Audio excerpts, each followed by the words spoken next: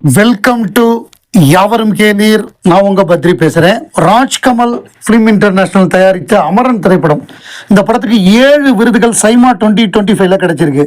அது குறித்து அந்த படத்துடைய இயக்குனர் அவர் ராஜ்குமார் பெரியசாமி வந்து ஒரு ட்வீட் போட்டிருக்காரு. Overwhelmed with joy to have made Ulaganayan Kamal Haasan sir's and ads of every one associated swell with pride and happiness through Amaran. Thank you Saima 2025. Thank you Major Mukund Varadarajan sir. Thank you Sivakarthikeyan, Sai Pallavi, Mahendran, entire cast and crew போட்டு அவர் வாழ்த்தியிருக்காரு. 7 விருது. So Sai Pallavi, Sivakarthikeyan, GV Prakash, சிறந்த படத்துக்காக உலகநாயகன் கமலஹாசன் தயாரிப்பாளர், சிறந்த இயக்குனர் Rajkumar Periyasamy, best சிங்கர்ஸுக்கு award கிடைச்சிருக்கு 2 பேருக்கு. So இந்த மாதிரி 7 விருதுகள், பெஸ்ட் கேமராமேன் உட்பட 7 விருதுகளை இந்த படம் வந்து ஒட்டுமொத்தமாக அள்ளி குவிச்சிருக்கு. ஸோ அதுக்கு தான் அவர் நன்றியை சொல்லியிருக்காரு. இப்படி ஒட்டுமொத்தமாக வாங்கியிருக்கோம் அப்படின்னா அதில் ஜிவி பிரகாஷ் மியூசிக்கு கிடைச்சது வந்து ரொம்ப ஒரு மகிழ்ச்சியான ஒரு விஷயம். அவர் அவ்வளோ பிரமாதமாக ரீ ரெக்கார்டிங் பண்ணியிருந்தார், பாட்டு கொடுத்துருந்தாரு. அந்த பாட்டும் சிங்கர்ஸ் 2 பேருக்குமே கிடைச்சது. ஹரிச்சரனுக்கும் கிடைச்சது, ரக்ஷிதாக்கும் கிடைச்சிருக்கு, அதே மாதிரி அவருடைய இசைக்கும் கிடைச்சிருக்கு. ஸோ இது வந்து ரொம்ப முக்கியமான ஒரு விஷயம். ஜிவி பிரகாஷ் ராஜ்கமலுக்கு ஒரு லக்கி சாமா இருக்காரு. நேற்றைக்கு அறிவிப்பு வந்தது KH 237. அதில் வந்து screen play writer Shyam Pushkaran வந்து உள்ளே வந்திருக்காரு அப்படின்ன உடனே எல்லாம் பயங்கர ஹாப்பி. ஏன்னா அவர் வந்து ஏராளமான சிறந்த படங்கள், கும்பலாங்கி நைட்ஸு, ஜோஜி, இந்த மாதிரியான படங்களுக்கு வந்து மகேஷின் பிரதிகாரம், இந்த மாதிரி படங்களுக்கெல்லாம் அவர் வந்து இது பண்ணவர் எழுதியிருக்காரு. அதே மாதிரி அசிஸ்டன்ட் டைரக்டராக வேலை பார்த்துருக்காரு, ப்ரொடியூசராக இருந்திருக்காரு அவருக்கு. ஸோ இதில் வந்து எல்லா விதமான கிராஃப்டும் அவருக்கு தெரியும். அதனால வந்து அவர் ரொம்ப ஒரு ஆப்டான சாய்ஸு. இது குறித்து நம்ம அன்பறிவு மாஸ்டர்ஸ் வந்து நன்றி சொல்லியிருந்தாங்க. அவரை வரவேற்று ரொம்ப ஹாப்பி அப்படின்றாங்க. we are happy to have Shyam Pushkaran on board for KH 237.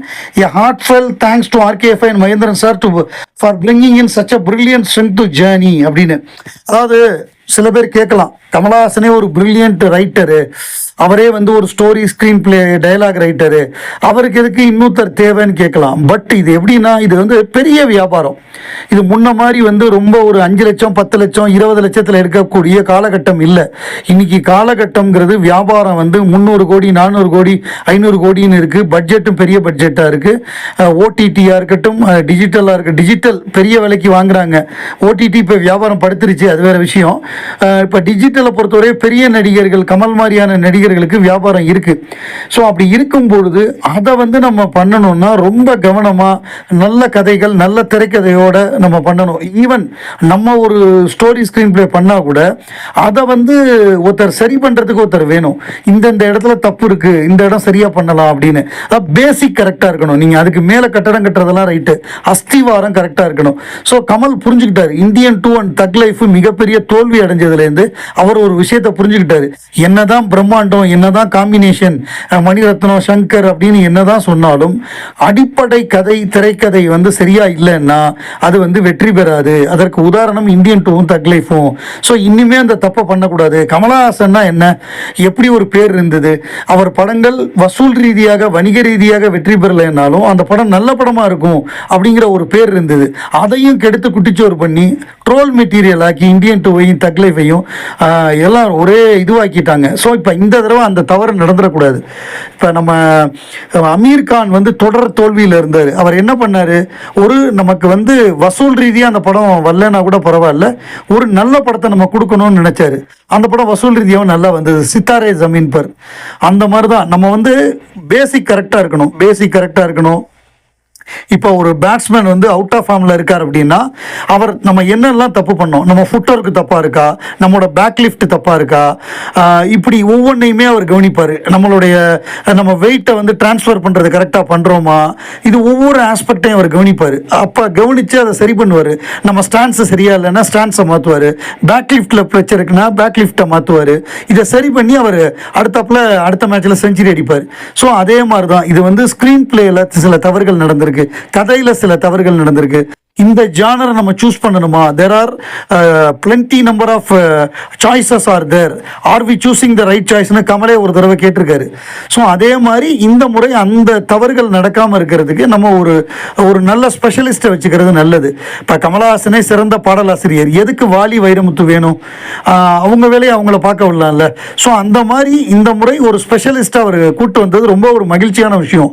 Even though Kamal Haasan is a good writer, இந்த முறை ஒரு ஸ்பெஷலிஸ்ட்டை அவர் தேர்ந்தெடுத்திருக்காரு. அவர் வந்து தன்னுடைய வேலையை கரெக்டாக பண்ணி என்னென்ன தவறுகள் நடக்குதோ அதை சரி பண்ணி பண்ணால் அது வந்து நமக்கு ஒரு வெற்றிகரமான ஒரு கூட்டணி அமையுங்கிறதுல சந்தேகமே இல்லை. அமீர் கான் அவர் ஒரு பேட்டி கொடுத்ததாக ஒரு செய்தி வந்து பரபரப்பாக வருது. அதை வந்து சில பேர் அதை வந்து பொய்யான இது வந்து அப்படி வந்து அவர் கொடுக்கலன்னு சொல்கிறாங்க. பட் அவர் என்ன கொடுத்துருக்காருன்னு அந்த தகவலை முதல்ல பார்ப்போம். கூலி படம் வந்து நான் பண்ணது மிகப்பெரிய தவறு, அந்த சொல்லிருக்கிற செய்தியெல்லாம் கரெக்டாக இருக்குது. ஈவன் தோ அது அமீர் கான் சொல்லாமல் ஃபால்ஸ் நியூஸாக இருந்தால் கூட அதில் இருக்கிறது எல்லாமே கரெக்டாக இருக்குது. Coolie was a big mistake. Aamir Khan speaks on the movies box office collapse and his role which is talked about for the wrong reasons. Mumbai. In a reflective mood, Amir Khan spoke honestly about his much criticized cameo in Coolie. I accepted the cameo for Rajini சாப். நான் ரஜினிக்காக தான் அதை ஒத்துக்கிட்டேன். நான் அந்த கதை விவாதத்திலையோ அந்த கேரக்டருக்குள்ளேயோ எதுலையுமே நான் ஈடுபடலை. நான் சும்மா வந்தேன், 2 லைனு பேசினேன், போயிட்டேன். அதில் வந்து ஒரு பர்பஸே இல்லை என்னோட ரோலுக்கு. பட்டு பாக்ஸ் ஆஃபீஸில் அந்த படம் இந்த மாதிரியான ஒரு ஒரு லூக்வாம் பர்ஃபார்மன்ஸ் பண்ணது, அதாவது அடி வாங்கினது வந்து ஹார்ஸ் ரிவ்யூ வந்ததுக்கு என்ன காரணங்கிறத நான் இப்போ தான் புரிஞ்சுக்கிட்டேன். என்னோட கேரக்டர் அதுக்கு ஹெல்ப் பண்ணலை, நான் புரிஞ்சுக்கிட்டேன். நான் வந்து க்ரியேட்டிவாக இன்வால்வ் ஆகலை. நான் வந்து இதை மறுத்திருக்கணும். நான் என்னென்னா இது ஒரு ஃபன்னாக இருக்கும். ஒரு கமர்ஷியல் படத்தில் நம்ம ஒரு மாசாக ஒரு அப்பியரன்ஸ் வர்றோம், ஒரு கேமியா வர்றோம், அது நல்லா இருக்கும்னு நினச்சேன். ஆனால் இவ்வளவு ட்ரோலு இவ்வளவு ரியாக்ஷன் வரும்னு நான் எதிர்பார்க்கல. ஒட்டுமொத்தமாக என்னை வச்சு செஞ்சுட்டாங்க.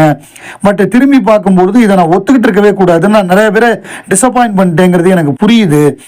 It was a big mistake and one I will more careful in future. இனிமேல் நான் ரொம்ப கவனமாக இருப்பேன், இந்த மாதிரி குப்பை படங்களில் நடிக்க மாட்டேன் அப்படின்னு. பட் இது வந்து ஒருவேளை இது பொய் தகவலாக இருந்தால் கூட அவர் வந்து இவர் லோகேஷ் கனகராஜுடைய அடுத்த படத்தில் இவர் நடிக்கிறதா இருந்தது, அதை இவர் ட்ராப் பண்ணிட்டாருங்கிறது உண்மையான தகவலாக தான் இருக்குது.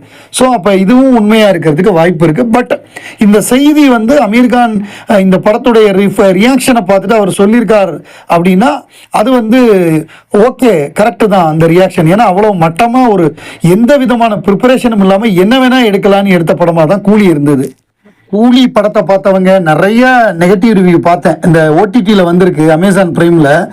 அதில் போட்டிருந்தார், மேன்சன் ஃபைட்டு இவ்வளவு கேவலமாவாடா எடுப்பீங்க, ரஜினி மாஸ்க் போட்டு அடிக்க வச்சுருக்காங்க, ரொம்ப ரொம்ப சப்ஸ்டாண்டர்ட் ஒர்க்கு, எடிட்டில் கூட கவனிக்கலையா, இல்லை இந்த கதைக்கு இதுவே போதும்னு முடிவு பண்ணிட்டாங்களா அப்படின்னு ஒருத்தர் கேள்வி கேட்டிருக்காரு.